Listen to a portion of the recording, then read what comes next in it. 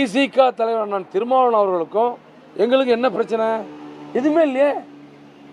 ஏங்க, அவர் எங்கள் ஐயாவுடைய பெறாத பிள்ளை மாதிரி.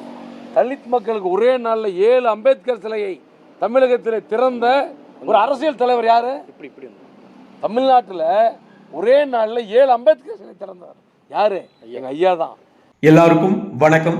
நான் தான் உங்க விமல் வர்மன் பேசுறேன். தைலாபுரம் கும்பலை பற்றி நம்ம பேசாமல் கடந்து போனால் கூட இந்த தைலாபுரம் திமுக கும்பல் அடங்குற மாதிரி தெரியல. 2026 சட்டமன்ற தேர்தலில் வன்னியர்களை எப்படியெல்லாம் அழிக்கலாம் அப்படின்னு சொல்லிட்டு திமுக போட்டிருக்கிற அந்த ஸ்கெட்சுக்கு பலியான தைலாபுரம் கும்பல் மீண்டும் மீண்டும் அவங்களுடைய ஸ்கெட்சுக்கு பார்த்தீங்கன்னா வன்னியர்களை எப்படியாவது பலியாடு ஆக்கிடலாம் அப்படின்னு சொல்லிட்டு பல வேலைகளை பார்த்துட்டு இருக்கிறாங்க. அப்படியாப்பட்ட ஒரு பெரும் வேலையை தான் சேலத்தில் மேற்கு தொகுதி எம்எல்ஏவாக இருக்கிற அருள் ராமதாஸ் அவர்கள் இன்னைக்கு தைலாபுரத்துடைய கேட்டுக்கு முன்னாடி நின்று ஒரு பேச்சு பேசியிருக்கிறாரு. அந்த பேச்சை எல்லாரும் பார்த்துருப்பீங்கன்னு நினைக்கிறேன். எவ்வளவு அழகான ஒரு பேச்சு, அருமையான ஒரு பேச்சு. வன்னியர்கள் எல்லாம் பார்த்தோன்னா எவ்வளவு சேலம் அருளையும் தைலாபுரம் கும்பலையும் நம்பணுன்றத இந்த பேச்சின் மூலம் வன்னியர்கள் புரிஞ்சுக்கணும். புரியுதுங்களா? அதாவது தைலாபுரத்துடைய பெரியவர் ராமதாஸ் அவர்களுக்கு பெறாத பிள்ளையாம் திருமாவளவன் அவர்கள் இருந்துட்டு போகட்டும், பெறாத பிள்ளையாக கூட இருந்துட்டு போகலாம். அந்த பெறாத பிள்ளை வன்னியர் சமூகத்துடைய குலதெய்வமாக நிற்கிற திரௌபதி அம்மனுடைய விஷயத்தில் 2 வருடங்களுக்கு முன்னாடி மேல்பாதி கோயில் விஷயத்தை பற்றி எல்லாருக்கும் தெரியும். திரௌபதி அம்மன் கோயில் விஷயம். அந்த கோயில் விவகாரத்தில் இதே பெறாத பிள்ளை, அதாவது தைலாபுரத்தில் இருக்கிற பெரியவருக்கு பெறாத பிள்ளையாக இருக்கிற திருமாவளவன் அவர்கள் சென்னையில் ஒரு மீட்டிங்கை போட்டு அந்த கோயிலை பூட்டிட்டோம், இப்போ பூட்டை பிடிச்சி ஆட்டுங்கடா அப்படின்னு சொல்லிட்டு ஒட்டுமொத்த சமூகத்தையும் கேவலப்படுத்தி பேசினார். அவர் சமூகத்தை மட்டும் கிடையாது, இதே தைலாபுரத்தில் பெரியவர் ராமதாஸ் அவர்களையும் பாட்டாளி மக்கள் கட்சி தலைவரான அன்புமணி ராமதாஸ் அவர்களையுமே சேர்த்தே பார்த்தீங்கன்னா அசிங்கப்படுத்தி பேசினார். அப்பெல்லாம் அருள் அவர்கள் எந்த பக்கம் எங்கே போய் தூங்கிட்டு இருந்தாருன்னு தெரியல. அதை பற்றி எந்த விஷயமும் கேட்கல போல இருக்கு. பெறாத பிள்ளைக்கு தைலாபுரத்துடைய பெரியவரே ஃபோன் போட்டு கேட்டிருக்கலாம், ஏன்ப்பா இப்படிலாம் பேசுகிற அப்படின்னு கேட்டாரான்னு தெரியல. இப்போ நம்ம கேட்டோம் அப்படின்னா அவர் கேட்டாருன்னு கூட போய் சொல்லுவானுங்க, அது வேற கதை. புரியுதுங்களா? ஆனால் இவர் எம்எல்ஏவாக இருந்தவர் பார்த்தீங்கன்னா ஃபோனை போட்டு தோழர் திருமாவளவன் அவர்களுக்கு பார்த்தீங்கன்னா இவர் அண்ணா என்னன்னா இப்படி பேசுறீங்க, எப்படின்னா பார்த்தீங்கன்னா இப்படி ஒரு சமூகத்தை பூட்டை பிடிச்சி ஆட்டுங்கன்னு சொல்லலாம், இது நாகரிகமா அப்படின்னு இவர் எங்கேயாவது கேட்டதை பார்த்தீங்கன்னா யாராவது பார்த்துருந்தீங்கன்னா எனக்கு கொஞ்சம் பார்த்தீங்கன்னா எடுத்து காமிங்க, நானும் பார்த்து தெரிஞ்சுக்கிறேன். வெக்கமே கிடையாது. தைலாபுரத்தில் இருக்கிற ஒட்டுமொத்த கும்பலும் திமுக போட்டிருக்கிற பொறைக்காக வேலை பார்த்துக்கிட்டு வன்னியர் சமூகத்தோடைய நலனுக்காகத்தான் நாங்கள்லாம் இயங்குறோம் அப்படின்னு சொல்லிக்கிட்டு வன்னியர்களை தெள்ள தெளிவாக ஏமாத்துறாங்க. கடந்த 6-7 மாசமா நான் மட்டும் சொல்லிட்டு இருக்கிறேன். புரியுதுங்களா? அப்போல்லாம் இந்த தைலாபுரத்துக்கு சொம்படிச்சுக்கிட்டு இணையதளத்தில் உட்காந்துட்டு இருப்பானுங்க சில தற்குறிங்க. அந்த தற்குறிங்க முழிக்கும், திமுக பக்கம் அவர் போயிட்டு வரா, இவர் பெரிய ஜோசியக்காரம்பா அப்படின்னு ஏகப்பட்ட விமர்சனங்களை விமலவர்மன் மேலே வச்சுக்கிட்டு தெரிஞ்சானுங்க. டேய், திருமாவளவன்கிட்ட போய் நின்று இருக்கீங்கடா இன்னைக்கு.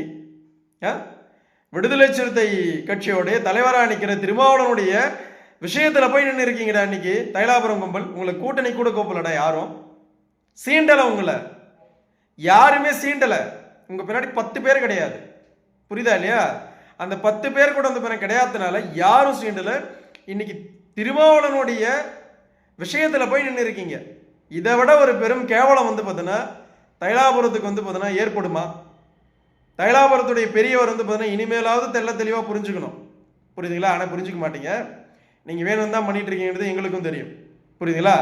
நாம் என்ன சொல்கிறோம் அப்படின்னா, தைலாபுரம் நம்பி பார்த்தீங்கன்னா யாராவது நல்லவங்க வன்னியர்கள் போயிருந்தீங்கன்னா இத்தோட விட்டுட்டு வந்துடுங்க. புரியுதுங்களா?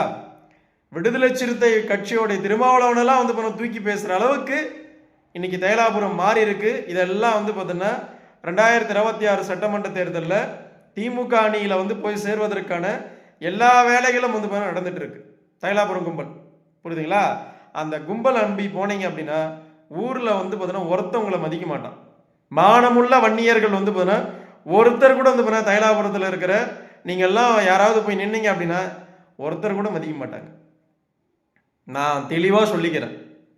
தைலாபுரம் கும்பல் ஏதாவது பதவி கொடுத்துட்டாங்க, ஆஹா நம்மளை பெரிய பொறுப்பு கொடுத்துட்டாங்க அப்படின்னு லெட்டர் பேட் வாங்கிட்டு அங்கே போய் உட்காந்துட்டு இருந்தீங்கன்னா அதை தலையை சுற்றி தூக்கி விட்டெறிஞ்சு விட்டு சமூகத்தில் நின்றுடுங்க.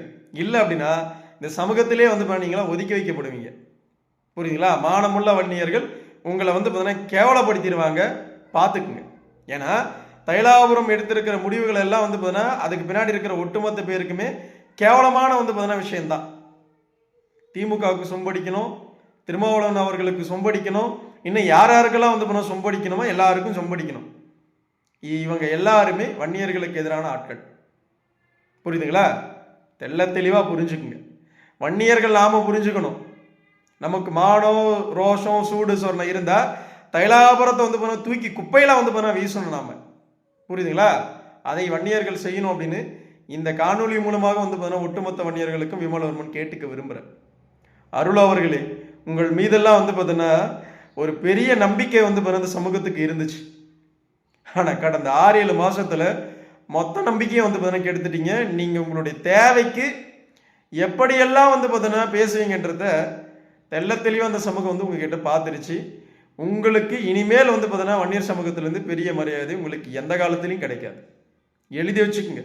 உங்களுக்கும் கிடைக்காது, ஜிகே மணிக்கும் கிடைக்காது, காந்திமதிக்கோ முகுந்தன் சுகுந்தனுக்கோ யாருக்குமே எந்த காலத்துலையும் இனிமேல் வந்து பார்த்தீங்கன்னா வன்னியர் சமூகத்துக்கிட்ட இருந்து ஒரு நல்ல பெயரோ நல்ல விஷயமோ கிடைக்கவே கிடைக்காது.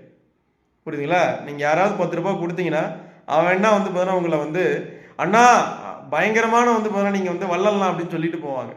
மற்றபடி ஒட்டுமொத்த சமூகமும் வந்து பார்த்தீங்கன்னா உங்களை தூரம் வந்து பார்த்தீங்கன்னா தூக்கி தொடச்சி எறிய போகுது. அதுதான் 2026 சட்டமன்ற தேர்தலில் நடக்க போகுது. புரியுதுங்களா? திமுக வந்து பார்த்தீங்கன்னா வன்னியர்களுடைய முதல் எதிரி.